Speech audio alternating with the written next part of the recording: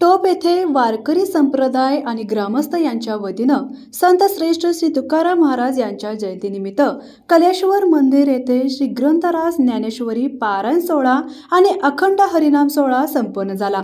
गेले 3 दिवस संपूर्ण टोप नगरी हरिनामाच्या भक्ती रसात न्याहून निघाली होती। प्रत्येकाच्या मुखी विठू माऊलीचा जप सुरू होता।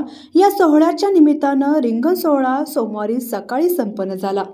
यावेळी टाळ, मृदुंग, वीणा आणि हरिनामाच्या गजरात हजारो वारकऱ्यांच्या सहभागाने उभे रिंगण साकारण्यात आलं। सहभागी वारकऱ्यांच्या 3 बटणी सदरा, धोतर आणि डोक्यावर पांढरा फेटा हा पेहराव आपल्या महाराष्ट्राच्या धार्मिक संस्कृतीची साक्ष देत होता। विठ्ठल रुक्माई भक्तांच्या साक्षीनं अभूतपूर्व नेत्रदीपक गोल रिंगण सोहळा साकारण्यात आला। भगवा ध्वज हातात घेऊन धावणारे वारकरी आणि माऊलींचे अश्व पाहून जणू पंढरी सवताल्याचे भास उपस्थितांना होऊन गेला।